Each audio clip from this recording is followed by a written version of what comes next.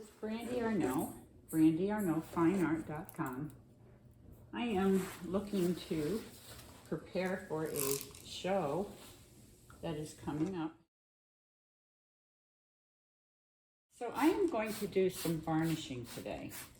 And this here is a very old drawing table that has seen me through a lot of experimentation. If you look at, well, when I look at this table, I don't know if I'll show you close up, but I can tell you, I've went through so many stages with this. What I'm going to do after I get this cleaned is I'm going to disinfect it also.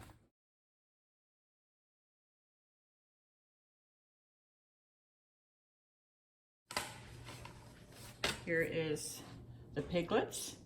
I have a video on the piglets. Actually, I have about 3 or 4 videos. Here's my, let's see, who is that? That's Edith and Betty. Edith and Betty. And then this is Mousy. Mousy's gonna be in clothesline.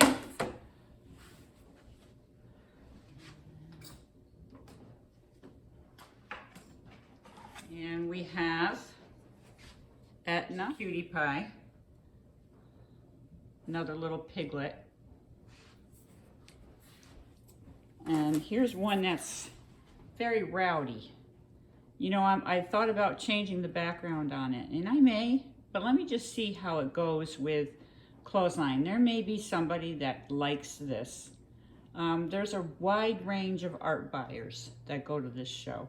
So I never try to go too far off of what I normally do, but occasionally I'll do something, in colors that I'm not, well, let's put it this way. He's a one of a kind.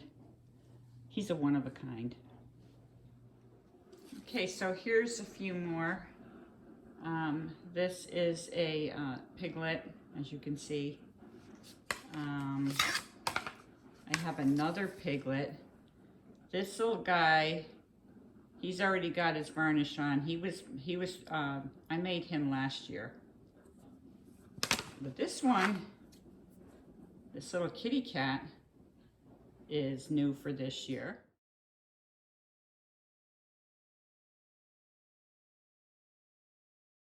You have people that are pretty experienced at collecting. They're not intimidated going into a booth that has nothing but, larger paintings and that they know, or it's going to be like maybe $500 would be the cheapest one. That doesn't bother them. They're looking for that unique piece, but they are very few and far in between. And if you're at an art show and there's 300 other artists there, now they're not all painters, but let's say out of 300 there's 75 painters. That's 75 people you're competing with from all ranges of skill level. And some people will be in there with paintings as cheap as $10 with a drugstore frame, which is what you don't want to do. 2 people that are very accomplished, have a following, and they can command higher prices. But how do you break into it? You do little things like this. You do little small paintings like this. And you don't have them framed. You can frame some of them, but do not put a drugstore frame on them. Do not do that. So I have my paintings hanging, but I also have little shelves where these guys are displayed on little easels, and I decorate those shelves. I try to create an environment that even a person that is just starting out collecting art, they're going to start out small, be about $125. That's very reasonable. Okay, so what do I use to varnish my paintings with? This is what I use, Gambar. So this is the brush that I'm going to use.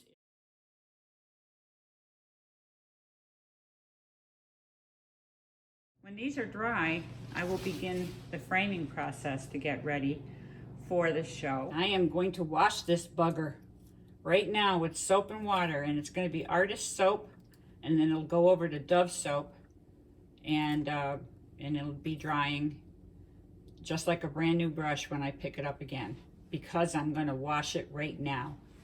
It kind of all pulls together now. Everything is at the same sheen level or shininess level. Sometimes when you oil paint, you get thicker passages that, you know, kind of put a, they catch the light differently. So this evens things out. Okay, so this is my Fletcher tool. This tool shoots brads through here, and they're loaded in here.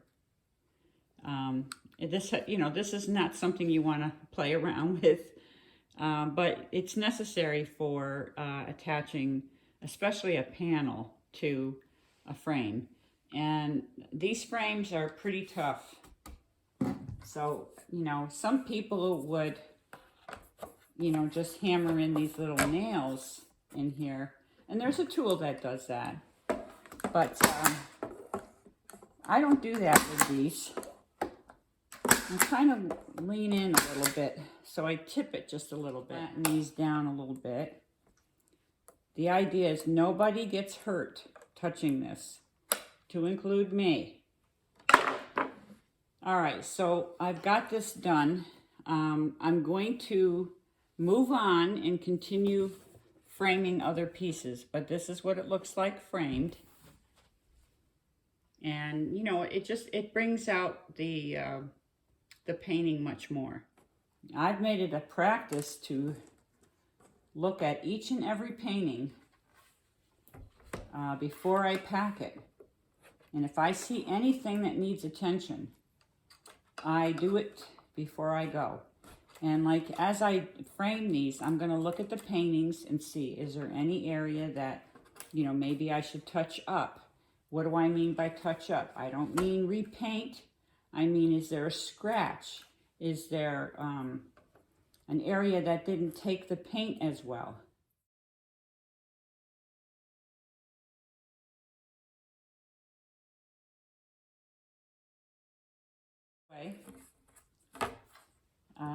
That's another thing I've done. When I'm in too much of a hurry, I don't pay attention to orientation, and I have put things in backwards. But another thing I try to do to help me out is to note up where the top of the painting is. Edith and Betty are framed. So I'm going to show you a different style frame that I used. It's an 8x8, and I have Mousy set up to go in there. And this is Mousy, and I have written her name down here. And so she's going to go in here, and you know, it does make for a nice presentation for sure. So this one is my rooster he's just full of attitude. And the title of this painting is Green, Green, My World is Green. Right, so I have a couple more of these floater frames. So it's an okay frame. Let me see about putting it in a different frame. Okay, so this is, again, my typical frame that I have in the booth. I'm trying to figure out which one I like the best. And frankly, I think it's this one. I like this one the best. So I'm going to use that for this little guy. Here's another one where I have this muddy nose piglet. You know, it's a nice enough frame, but I'm not sure it's the right one. So let's put him in this frame. And he looks a lot better. There's something about this frame, I don't know, it's just a great frame to have. And that's why I use mostly that frame. So for sure I'm going to keep this one, so I'm going to go ahead and put that over here because I will staple that in. Now I have this painting, this kitty cat painting. Now this might look good in this.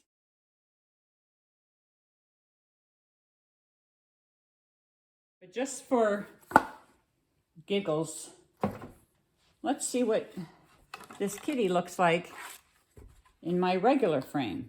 This is called Eyes of Mystery. I can't say it looks half bad. So I have a couple more I want to show you. See, the painting looks really good in there. It does. It's a little piglet in the sunshine, and it looks really good on there. And I was thinking about leaving this unframed and putting it on shelves. And I may do that still. I may have an issue. This one may end up being unframed. That's okay, though. So there's my bunny rabbit.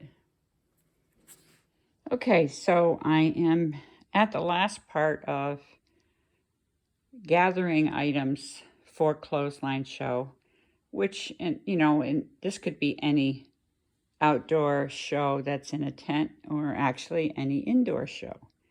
You can see I have a lot of stuff here. I bought this pull it, wrap it, stretch, I don't know, some kind of a paper wrap. It's not bubble wrap. So, and then of course I have some bubble wrap pillowcases, and that's to put some bigger paintings in to make sure they get there, the frames get there fine. I got some packaging here. Okay, this is my card display rack, and of course you'll see it more when I actually show the tent. I wanted to have some kind of contact information in a more, I don't know, professional manner on the back of each painting. And rip that off and just bring it up and around and down. And that's that. You can see that there's some fraying on the edges here. So, the last thing I want is for someone to, grab the painting by the wire to hang it up, and they get a poke from the frayed wire edges. That hurts. I've had it done many times by accident. And it hurts. And it can draw blood. So we want to avoid that. We give customer service every way we can as an artist. Actually, this is a better example of how bad frayed wiring can get. You see that there? That's what would really cut into somebody. So, we want to cover that up with tape. I also have some smaller unframed paintings